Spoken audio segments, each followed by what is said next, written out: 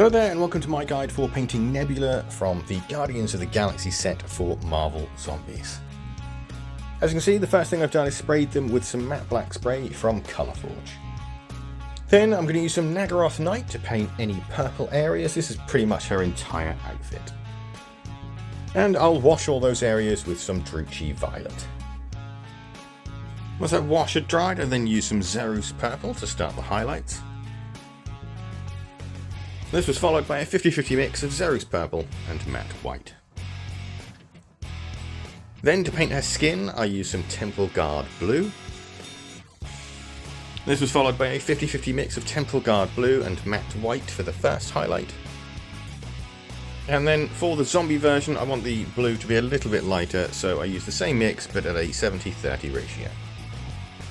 Then for the centre of her face, I used some Slaanesh Grey. This was then highlighted with a 50-50 mix of Slaanesh Grey and Matte White.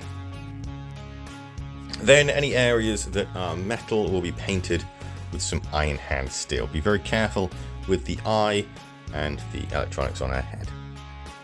All of this metal was then given a wash with some Nuln Oil. Once that wash is dried, we're going to highlight the metal with a 50-50 mix of Iron Hand Steel and Stormhost Silver. And this will be followed by a final highlight of Stormhost Silver just by itself. Then, using Abaddon Black, I'm going to paint the hero version's eyes. And for the zombie version, I'm going to use some Fire Dragon Bright. Then for the open wound on the zombie version, I'm going to use some Bugman's Glow.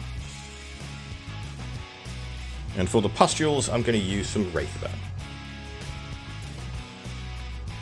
I'm then going to wash the wound and the pustules with some Carroburg Crimson.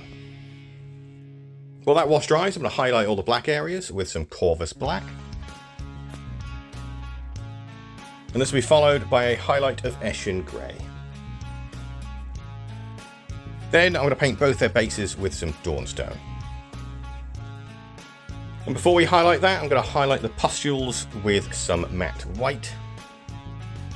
And then I'm going to use Grey Seer to dry brush all of the stone.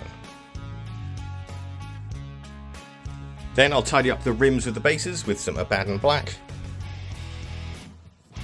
And then lastly, I'm going to wash the bases with some watered down Agrax Earthshade. This next step is optional, you can skip it if you wish, but I'm going to use some blood for the Blood God just to add a little bit of gore to the zombie version of Nebula. And with that, that's Nebula finished. I've got to say, very enjoyable model to paint. Super fast as well, thanks to the fact that she's mostly just one colour. In fact, she only took around about 2.5 hours to complete in total. The main thing you might have difficulty with is her face, as there are quite a lot of electronic or silver sections on it, so be very careful and use your finest brush available. Thank you so much for watching. If you use this guide, I really do hope it helped. And if you want to see more, there's plenty more on the channel. And don't forget to subscribe. And there'll also be the rest of the Marvel Zombie stuff come out as well. Thanks again for watching. And, well, goodbye for now.